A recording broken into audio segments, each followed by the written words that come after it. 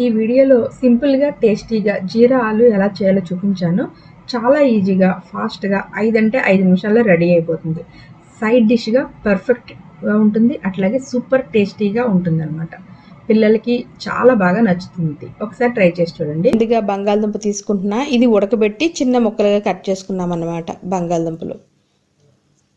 Okay, next ఒక bowl తీసుకుని అందులో కొంచెం పసుపు, ఉప్పు, కారం, జీలకర్ర పొడి, ధనియాల పొడి, గరం మసాలా వేసి మొత్తం అన్నీ కలుపుకోవాలి. ఈ మసాలాలన్నీ కూడా ఈ ఫ్రైకి సరిపడగా ఇక్కడే వేసేసుకుంటున్నాము, అందుకని కరెక్ట్గా కొంచెం చూసి వేసుకోండి. ఓకే, తర్వాత ఇలా కలుపుకున్న తర్వాత స్టవ్ మీద కడాయిల్లో నూనె వేసి వేడి చేసుకోవాలి. నూనె వేడెక్కిన తర్వాత ఇంగు వేసి వేయించుకోవాలి. తర్వాత ఇది నార్మల్గా జీరా ఆలు కదా, అందుకని జీలకర్ర కొంచెం ఎక్కువ వేసుకుంటాం అన్నమాట. ఇవి వేసి కొంచెం వేగిన తర్వాత ఇందులో కరివేపాకు, అల్లం వెల్లుల్లి పేస్ట్ వేసి వేయించుకోవాలి. అల్లం వెల్లుల్లి పేస్ట్ అనేది పచ్చివాసన పోయేంత వరకు వేయించుకుంటే సరిపోతుంది. ఇలా వేగిన తర్వాత ఇందులో మనం కట్ చేసి ఉంచుకున్నాం కదా ఉడకబెట్టిన బంగాళదుంపలు, వాటిని ఇందులో వేసుకోవాలి. వేసి అన్నీ కలిసేంత వరకు కలుపుకోవాలి. ఇవన్నీ ఇలా కలుపుకున్న తర్వాత మనం ముందుగా కలిపి ఉంచుకున్నాం కదా మసాలా పౌడర్లు అన్నీ కూడా ఇందులో వేసుకోవాలన్నమాట.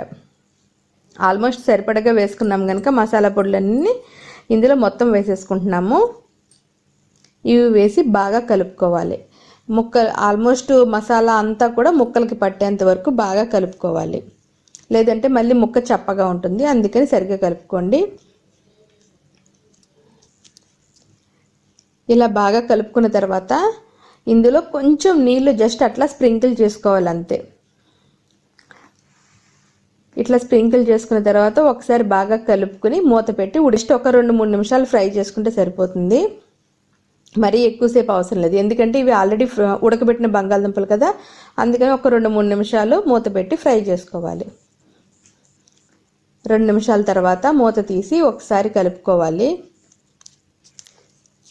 ఇలా ఆల్మోస్ట్ అంతా ఫ్రై అయిపోయింది కదా, ఇప్పుడు ఈ బంగాళదుంప ముక్కల్లో కొంచెం పంచదార వేస్తున్నాను, మరీ ఎక్కువ వద్దు, లైట్గా వేస్తున్నాను అనమాట.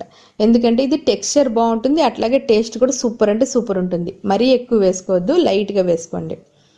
ఇట్లా పంచదార వేసి బాగా కలుపుకున్న తర్వాత కొత్తిమీర వేసుకుని స్టవ్ ఆఫ్ చేసుకోవాలి. చూసారు కదా ఎంత సింపుల్గా రెడీ అయిపోయింది ఈ జీరా ఆలు అనేది. ఇది చపాతీతో తినచ్చు, అట్లాగే రైస్లో సైడ్ డిష్గా మనం పెట్టుకోవచ్చు, సాంబారు అది పెట్టుకున్నప్పుడు. ఇంకా చపాతీ మధ్యలో ఇవి పెట్టి రోల్ చేసి కూడా లంచ్ బాక్స్లో పిల్లలకి ఇవ్వచ్చు.